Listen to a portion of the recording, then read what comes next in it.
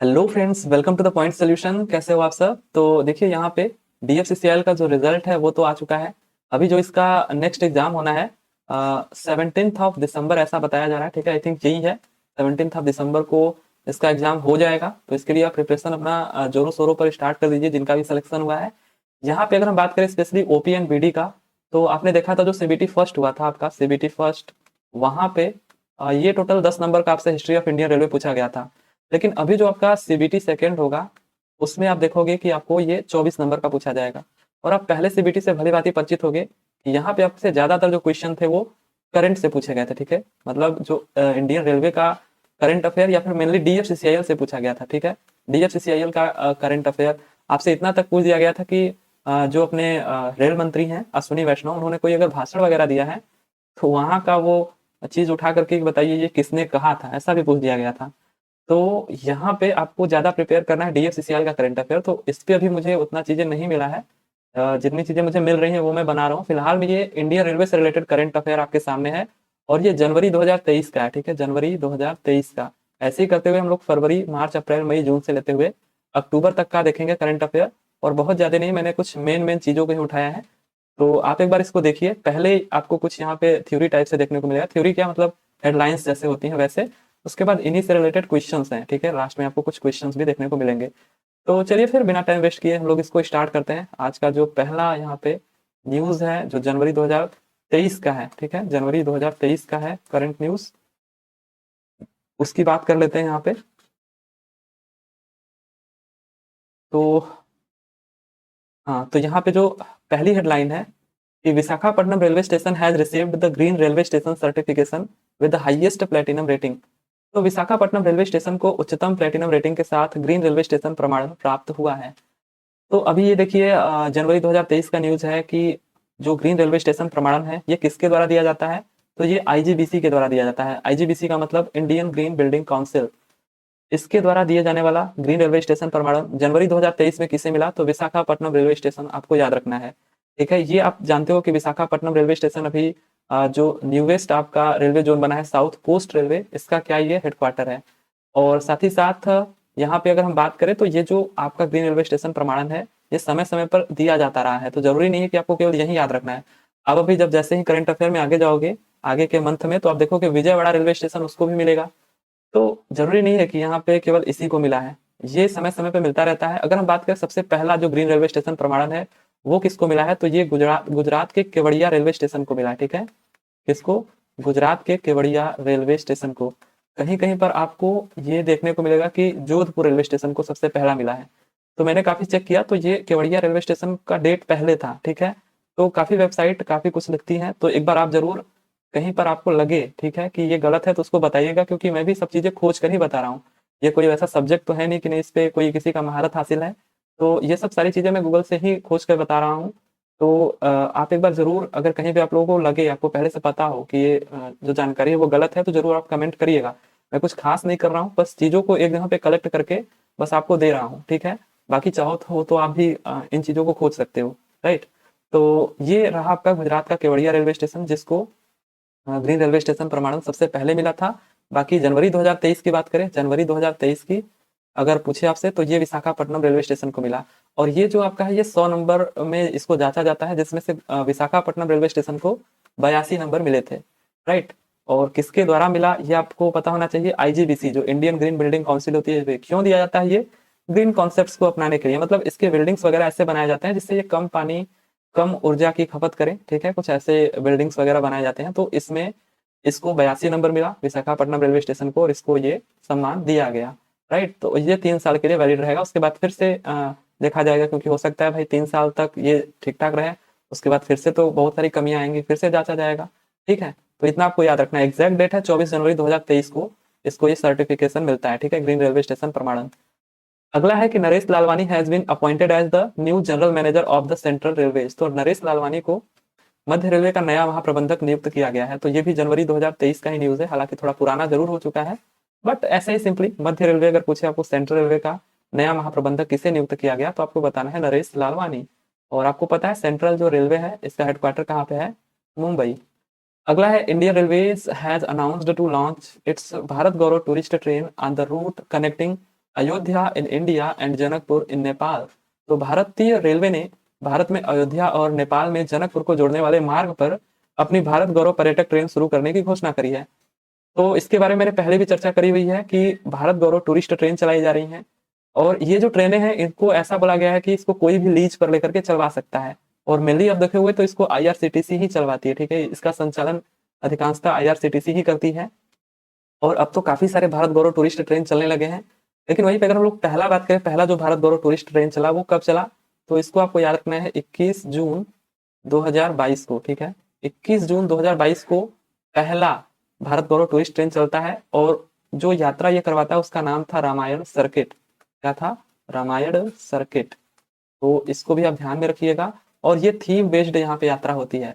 जब ये रामायण सर्किट यात्रा हुई तो इसका जो थीम था वो क्या था, तो इसका थीम था देखो अपना देश, ठीक है, देखो अपना देश। अभी आप आगे के महीनों में जाओगे जब करंट अफेयर में, तो आप देखोगे काफी सारे अभी और यात्राएं दिखेंगी भारत गौरव टूरिस्ट ट्रेन की तरफ से। लेकिन मैंने क्या क्या चीजें बताई, एक तो भारत गौरव टूरिस्ट ट्रेन पहले पहले कब चली, 21 जून 2022 को नई दिल्ली से रामायण सर्किट यात्रा करके था उसका नाम, जो कि भगवान श्री राम से जुड़ी स्थानों का दर्शन कराएगी, ठीक है। ये इसीलिए चलाया गया है ताकि ये भारत के जितने तीर्थ स्थल हैं, धार्मिक स्थल है, या फिर कुछ ऐसे जगह हैं जहां से भारत को अच्छे से देखा जा सकता है, वहां वहां के लिए चलाया जा रहा है। तो अब ये तो हो गया पहला वाला, इसका थीम भी हो गया देखो अपना देश, रामायण सर्किट यात्रा नाम था। लेकिन अब जो ये जनवरी 2023 में चलाया गया, ठीक है, जनवरी 2023 में, तो इसकी जो घोषणा की गई है वो जनवरी 2023 में। तो ये कहां से कहां तक है, तो भारत में अयोध्या और नेपाल में जनकपुर को जोड़ने वाले मार्ग पर अपनी भारत गौरव पर्यटक ट्रेन शुरू करने की यहाँ पे घोषणा करी गई, ठीक है। तो ये आपका हो गया अयोध्या और नेपाल तक का, और इसका जो नाम है वो क्या है, श्री राम जानकी यात्रा, ठीक है। तो यहाँ पे आप इसको भी याद रखिएगा कि ये जो आपका चलाया जा रहा है वो श्री राम जानकी, ठीक है, श्री राम जानकी यात्रा करके इस यात्रा का नाम है। और ये अयोध्या से लेकर के कहाँ तक, जनकपुर तक। तो अयोध्या आप जानते हो राम जन्मभूमि हो गया, और जनकपुर माता सीता का जन्मभूमि, ठीक है, जो कि पहले मिथिला की राजधानी हुआ करती थी, जनकपुर। तो यहाँ तक ये चल रही है, और यह पहल द्विपक्षीय संबंधों को मजबूत करेगा, मतलब भारत और नेपाल के, और दोनों देशों के बीच सांस्कृतिक संबंधों को भी बढ़ावा देगी। इस यात्रा में देखिए होटलों में 2 नाइट स्टे शामिल है, इसमें एक जनकपुर और एक वाराणसी में होगा। तो ये टोटल कितने दिन का होगा, 7 दिन का, ठीक है, 7 दिन का। लेकिन इसमें 2 रातें ये रुकेगा, एक तो आपका वाराणसी में रुकेगा, ठीक है, वाराणसी काशी जिसको बोलते हैं, और एक जनकपुर में, ठीक है, लास्ट जो इसका स्टॉपेज होगा वहां पे। 2 जगह यहाँ पे रुकेगा, और क्या क्या चीजें दर्शन कराएगा तो आप देख सकते हो।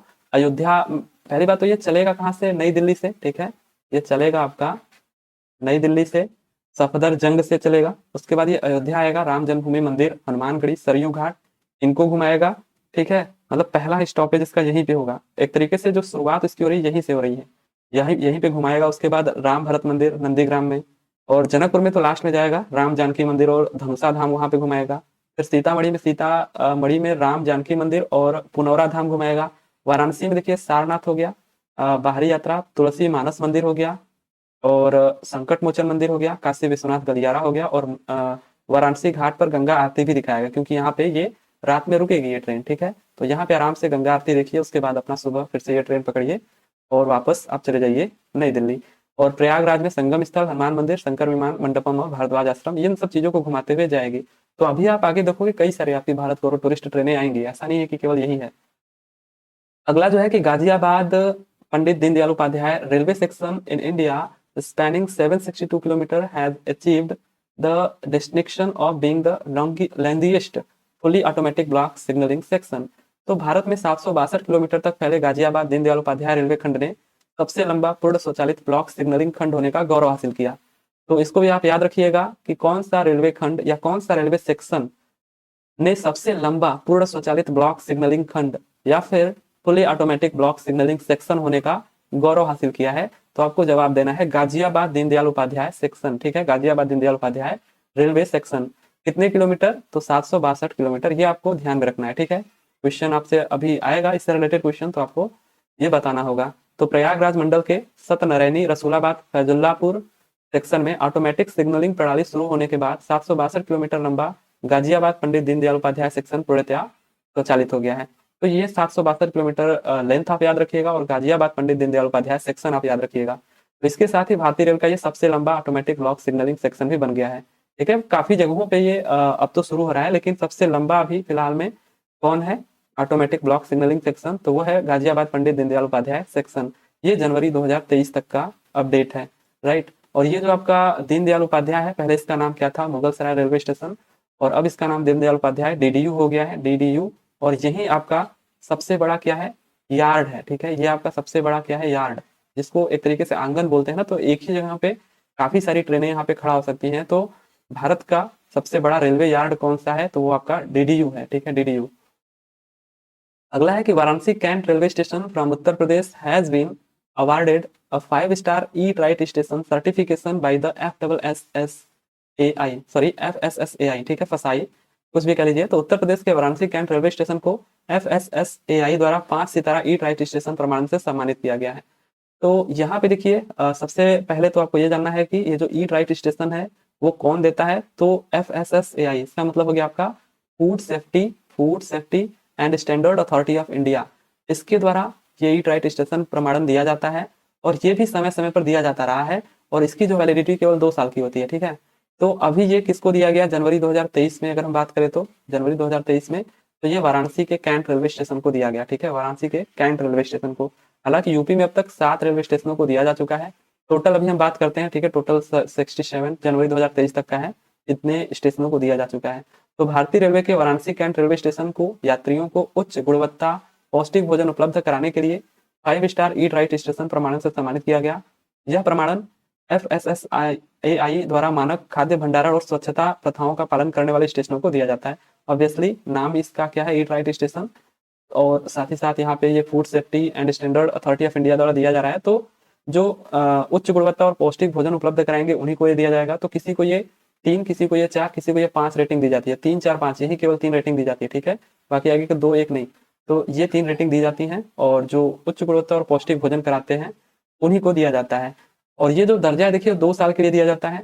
अभियान की जो आधिकारिक वेबसाइट eatrightindia.government.in के अनुसार इस समय ईट राइट स्टेशन का दर्जा 67 रेलवे स्टेशनों को हासिल है। और ये जो 67 रेलवे स्टेशन है, ये कब तक का अपडेट है, जनवरी का नहीं बल्कि ये जून 2023 तक का अपडेट है। ठीक है, उसके आगे अगर किसी को मिलता है तो हम लोग उसको ऐड कर लेंगे 68, लेकिन जून 2023 तक अगर पूछे तो 67 रेलवे स्टेशनों को ये दर्जा हासिल है। सबसे पहला अगर हम बात करें तो मुंबई सेंट्रल रेलवे स्टेशन को 4 स्टार की रेटिंग के साथ देश का पहला ईट राइट स्टेशन बना था। ठीक है, तो मुंबई सेंट्रल रेलवे स्टेशन ध्यान रखिएगा, ये आपका क्या है, पहला ईट राइट स्टेशन प्राप्त करने वाला रेलवे स्टेशन कौन है, मुंबई सेंट्रल रेलवे स्टेशन। अब ये आपका जनरल अवेयरनेस के तौर पे एक तरीके से क्वेश्चन हो गया। FSSAI की स्थापना कब हुई थी, तो ये आपका हुआ था 5 अगस्त 2011 को। ठीक है, 5 अगस्त 2011 को। इसका मुख्यालय कहाँ पर है, नई दिल्ली में। आगे है, recently the railway ministry has unveiled its 5-pronged energy efficiency plan to become carbon neutral by 2030। तो ये भी मैंने आपको कराया था पहले कि हाल ही में रेलवे मंत्रालय ने 2030 तक कार्बन तटस्थ बनने के लिए अपनी 5 आयामी ऊर्जा दक्षता योजना का अनावरण किया है। तो बस आप सिंपली इतना याद रखिए, ज्यादा कुछ नहीं, कि भारतीय रेलवे कब तक शुद्ध शून्य कार्बन उत्सर्जक बनने का लक्ष्य रखा है भारतीय रेलवे ने, तो 2030 तक ये लक्ष्य रखा है। ठीक है, ये चीज केंद्रीय रेल मंत्री अश्विनी वैष्णव ने लोकसभा में एक लिखित उत्तर में कहा था। ठीक है, कि 2030 तक भारतीय रेलवे शुद्ध शून्य कार्बन उत्सर्जक बनने का लक्ष्य रखा है, राइट। तो इतना आप ध्यान रखिएगा 2030 तक। अगला है कि union railway minister Ashwini Vaishnaw has announced that Ahmedabad Delhi Gujarat Sampark Kranti express train has been renamed as Akshardham express. तो केंद्रीय रेल मंत्री अश्विनी वैष्णव ने घोषणा की है कि अहमदाबाद दिल्ली गुजरात संपर्क क्रांति एक्सप्रेस ट्रेन का नाम बदलकर अक्षरधाम एक्सप्रेस कर दिया गया है।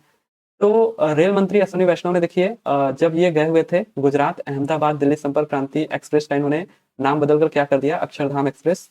ये कब किया इन्होंने, कैसे किया, तो मंत्री ने इस विकास की घोषणा अक्षरधाम के जो प्रमुख है स्वामी महाराज को उनके जन्मदिन के श्रद्धांजलि के रूप में की। ठीक है, तो यहाँ पे ये गए हुए थे, राइट। तो इन्होंने इनसे आशीर्वाद दिया, और फिर जो यहाँ पे इनके प्रमुख है स्वामी महाराज, इनके जन्मदिन पर इन्हीं के एक तरीके से जो इनका धाम है अक्षरधाम बोला जाता है, तो उन्हीं के नाम पर ये जो अहमदाबाद दिल्ली गुजरात संपर्क क्रांति एक्सप्रेस ट्रेन है, इसका नाम अक्षरधाम एक्सप्रेस करने का एक तरीके से घोषणा किया, राइट। तो इसको आप ध्यान में रखिएगा। वह 50 नवासी अक्षर पुरुषोत्तम स्वामी नारायण यानी कि BAPS संस्था के आध्यात्मिक गुरु हैं, ये जो स्वामी महाराज हैं, ठीक है। और यहाँ पे इन्हीं की पूजा होती है, स्वामी नारायण की। तो ये यहाँ पे एक तरीके से कह लीजिए अक्षरधाम जाकर के इन्होंने इस ट्रेन का नाम बदल करके अक्षरधाम एक्सप्रेस कर दिया। इसको भी आप ध्यान रखिएगा। अब आगे देखिए यहाँ पे 2-3 न्यूज एक साथ ही है, एक ही दिन पे हुआ था। जैसे कि पहला ये है कि the prime minister laid the foundation stone for the redevelopment of new Jalpaiguri railway station to be redeveloped at the cost of more than रुपया 335 करोड़, ठीक है, 335 करोड़। तो प्रधानमंत्री ने 335 करोड़ रुपए से अधिक की लागत से विकसित होने वाले न्यू जलपाईगुड़ी रेलवे स्टेशन के पुनर्विकास की आधारशिला रखी। तो जिस दिन ये आधारशिला रखी गई, एक तो ये 335 करोड़ रुपए से अधिक की लागत से विकसित होने वाला है न्यू जलपाईगुड़ी रेलवे स्टेशन, और यहीं पे इसी दिन इन्होंने एक नई वंदे भारत ट्रेन को हरी झंडी भी दिखाई, ठीक है। आगे हम लोग न्यूज में देखेंगे। बाकी इसी दिन इन्होंने 4 नई रेलवे परियोजनाओं की घोषणा भी की। एक तो आपका हो गया बोइंची शक्तिगढ़ तीसरी लाइन, और दूसरा दनकुनी चंदनपुर चौथी लाइन, तीसरा निमटिटा न्यू फरक्का दोहरी लाइन, और अंबारी फलाकाटा न्यू मैनागुड़ी घुमानी हाट दोहरीकरण परियोजना, ठीक है। ये 4 परियोजनाएं, आप सिंपली इसको रीड कर लीजिए। इनकी यहाँ पे इन्होंने क्या किया, इन परियोजनाओं की यहाँ पे एक तरीके से आधारशिला रखी।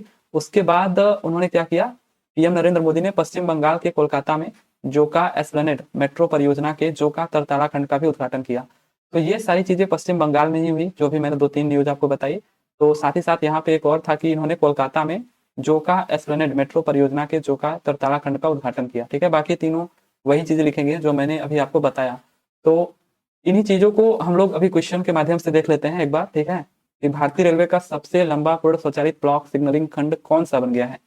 तो अभी आपने देखा था कौन सा बन गया है, which has become the longest fully automatic block signalling section of India railways.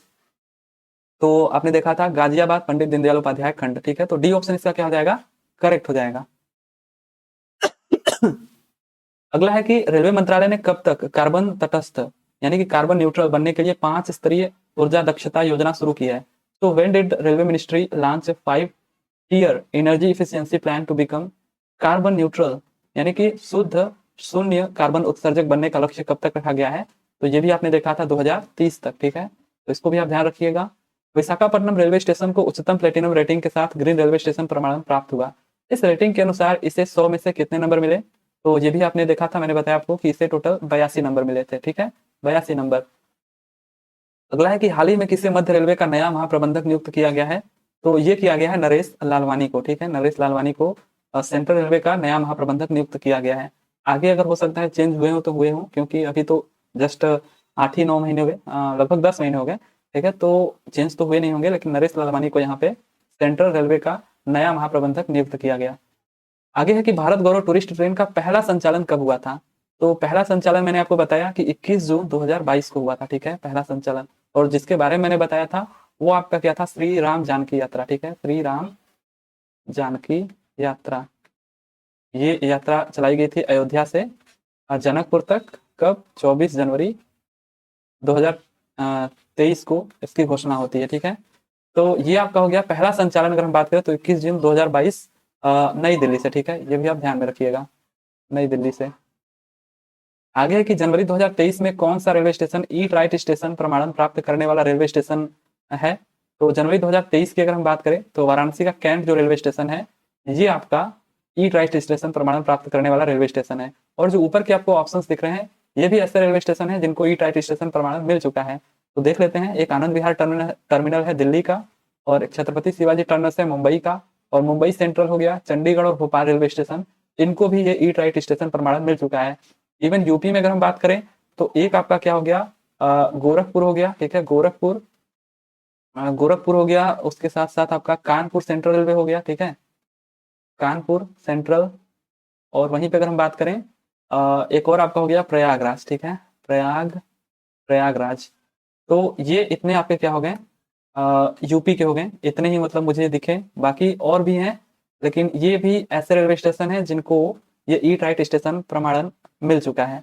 और इनकी जो वैलिडिटी होती है केवल 2 साल की होती है। 2 साल बाद फिर से ये जो इनका सर्टिफिकेट है वो खत्म हो जाएगा। इनको फिर से जो भी यहाँ पे जांच इसकी होती है उस पर इनको खरा उतरना पड़ेगा, तब इनको ये सम्मान प्राप्त होगा।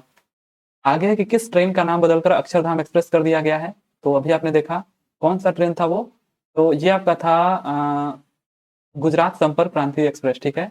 वैसे इसका पूरा नाम था अहमदाबाद दिल्ली ऐसे करके ना संपर्क क्रांति एक्सप्रेस, तो इसका नाम बदल करके अक्षरधाम एक्सप्रेस कर दिया गया है, तो इसको भी आप याद रखिएगा।